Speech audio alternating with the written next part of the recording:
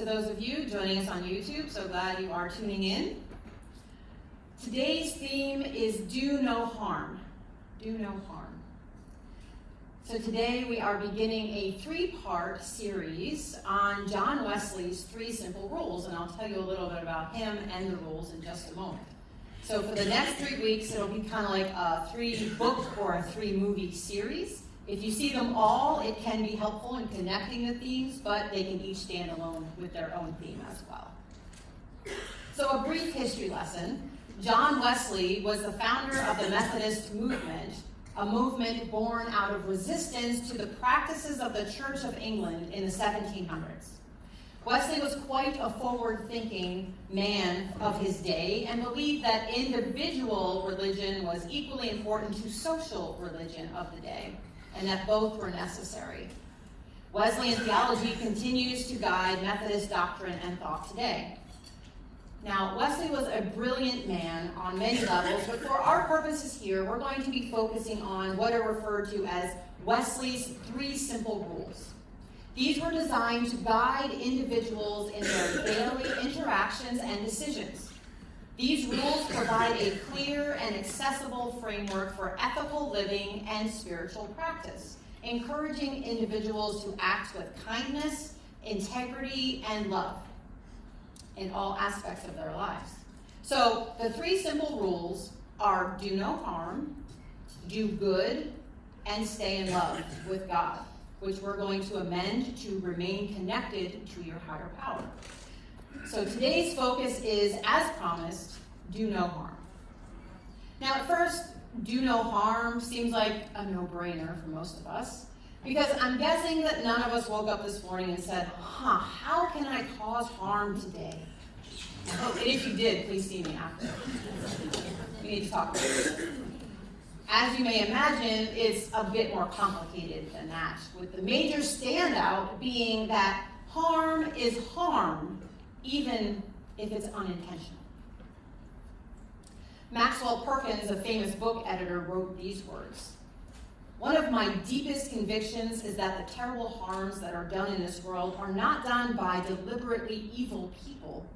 They are done by the good, by those who are so sure that God is with them. Nothing can stop them, for they are certain that they are right." Winning, being right, getting ahead of others is rewarded in our culture. With these mindsets, it's not hard to see others as competition instead of people, which makes it easier to cause harm to them. This can be done on a world scale, all the way down to mundane, everyday acts. Regardless, there are ripple effects from the harm that is done by us and by others. What we say and what we don't say, what we do and what we don't do.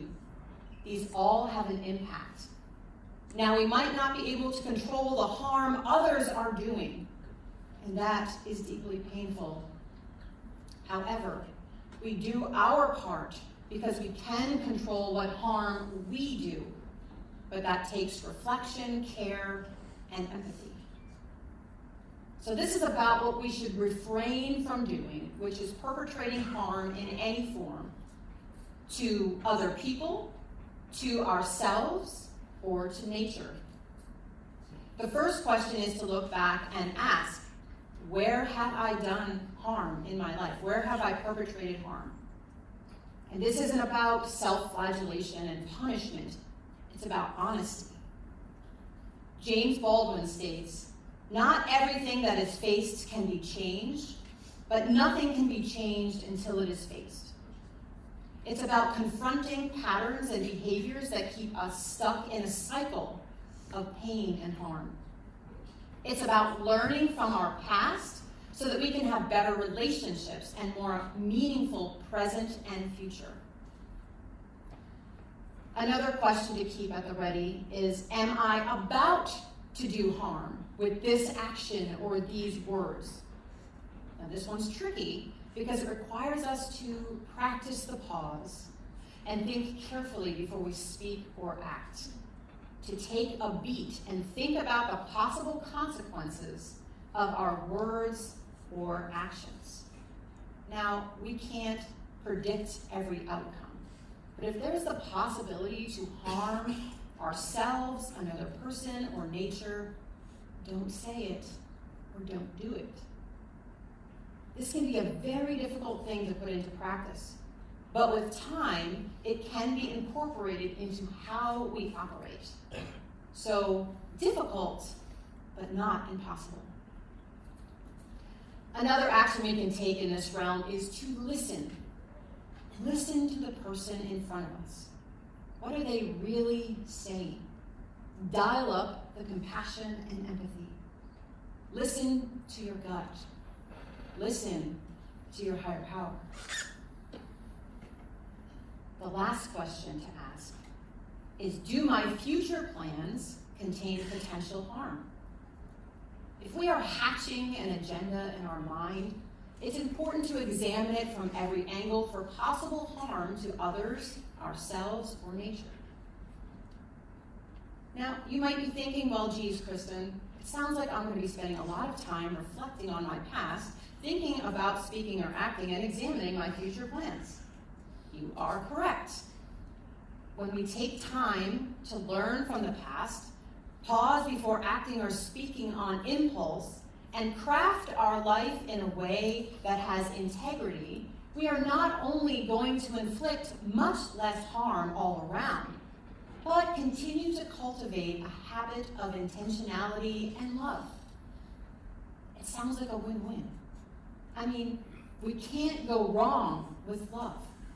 Putting love into action is about minimizing harm.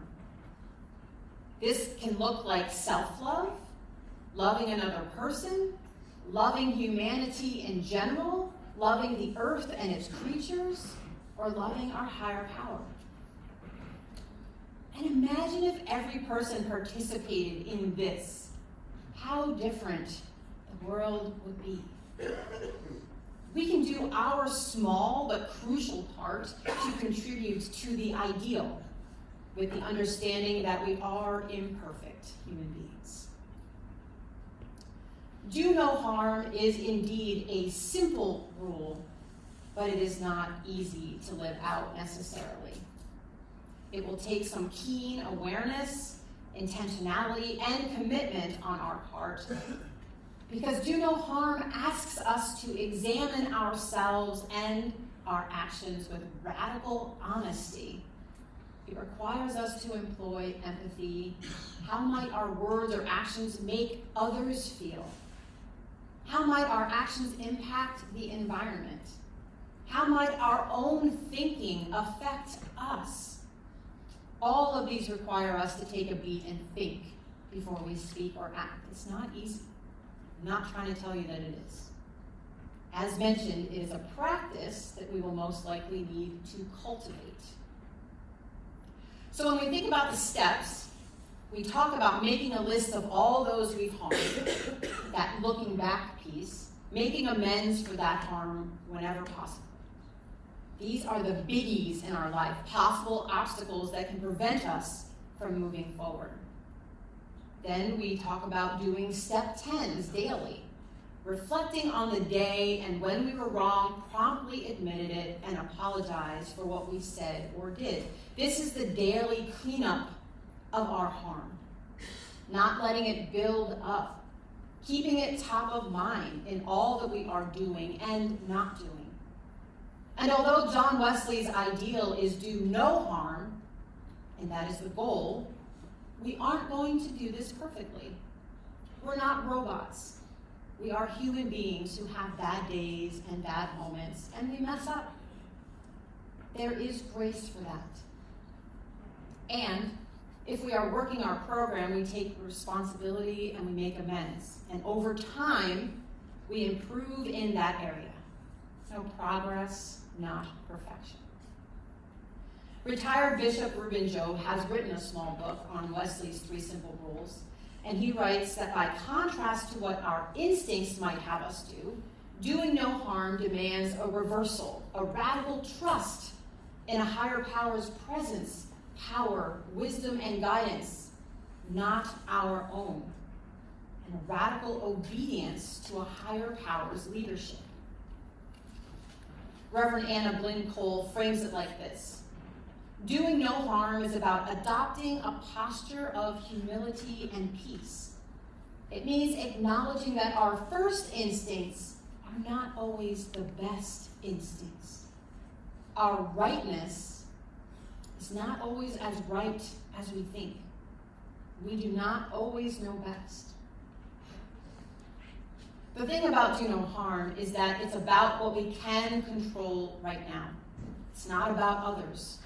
It's about us and asking honest questions of ourselves and the impact our words and actions have on others in relationships, in interactions with acquaintances and strangers, ourselves, and with the earth. So stay tuned for next week's rule, do good. For now, let's take a few moments to quietly reflect on do no harm.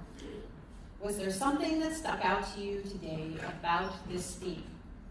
Or maybe think about setting an intention of doing no harm and say a prayer asking for help in that realm if that feels right to you. Let's take a few moments.